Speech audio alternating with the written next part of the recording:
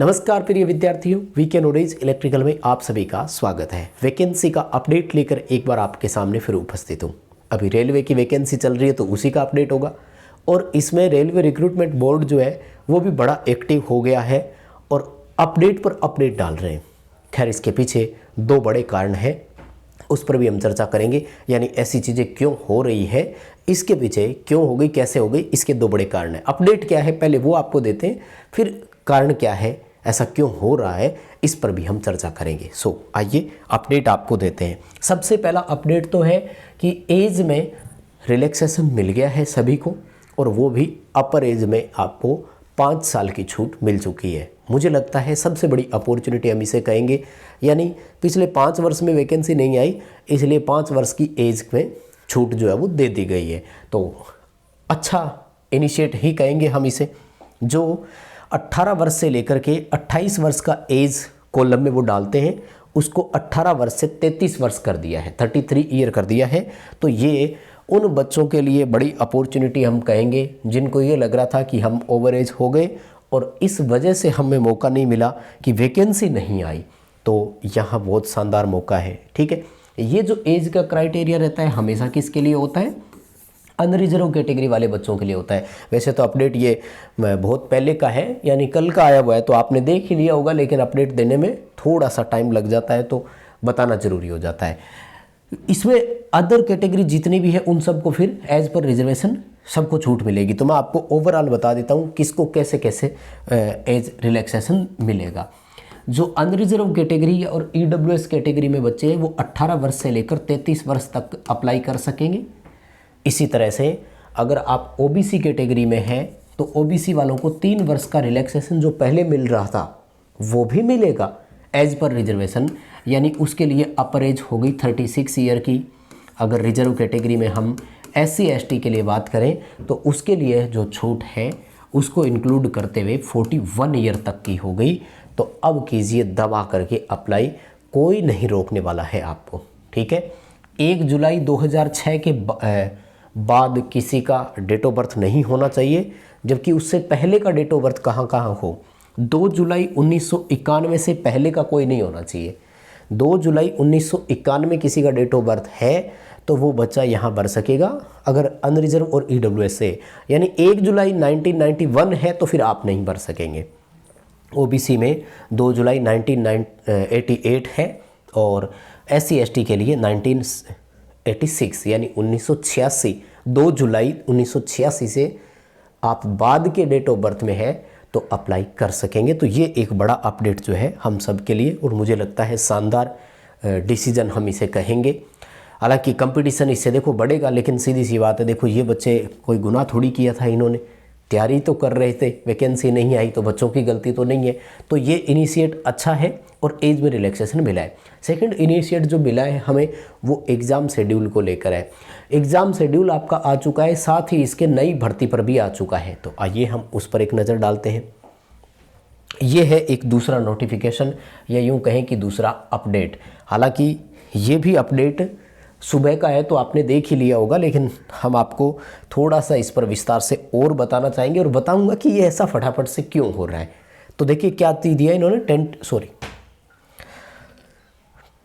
Tentative timeline देखिए आपको यहाँ पर स्पष्ट मेंशन कर दिया है। ALP जो रिक्रूटमेंट 2024 है उसके लिए टाइमलाइन आ गया। कैसे कैसे क्या क्या होना है आइए एक नज़र उस पर भी हम दिए देते हैं, पता लग जाए क्या होना है, कहाँ पर क्या होना है।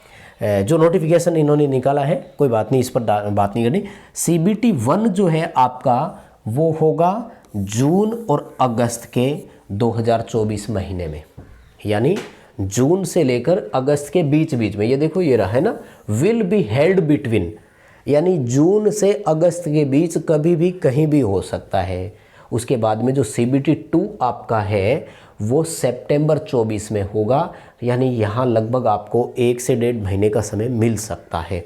ठीक है, उसके बाद में ALP में जो कंप्यूटर बेस्ड एप्टीट्यूड होगा, जिसे हम साइको बोलते हैं, साइको, वो आपका नवंबर 2024 में होगा। ठीक है, और डॉक्यूमेंट वेरिफिकेशन और वो सब जो है वो 2024 दिसंबर तक कंप्लीट हो जाएगा।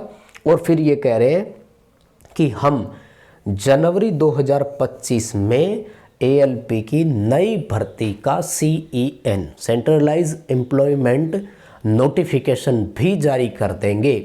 यानी पहला मेरा सवाल तो ये है कि जो बच्चे फ्रेशर हैं, बिल्कुल 19 साल के, 20 साल के, 21 साल के, 22 साल के, इवन 25 साल के भी है, तो उनके लिए एक मैं ये कहूँगा कि सिर्फ एग्ज़ाम टाइमलाइन नहीं है, नौकरी की टाइमलाइन भी है कि अब मौका सही नहीं तो अगले साल मौका सही, ये लगातार कंटिन्यू 2 अपॉर्चुनिटी आपको मिल रही है।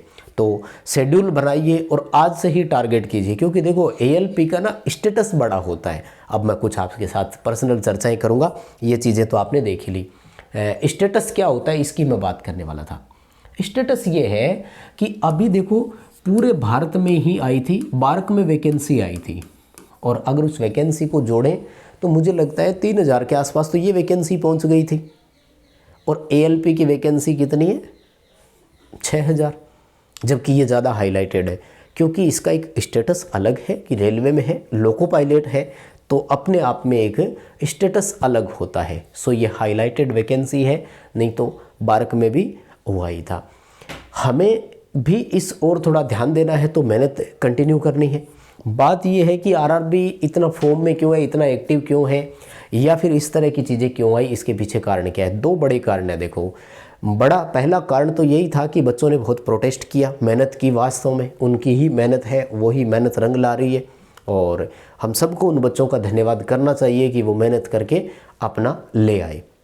सेकंड चीज़ ये है कि अब युवाओं को नाराज़ भी तो नहीं करना, क्योंकि एक वो दोहा आपको याद होगा कि काल करे सो आज कर, आज करे सो अब, क्योंकि फरवरी में आचार संहिता लग जाएगी, तो भैया रेलवे रिक्रूटमेंट काम करेगा कब?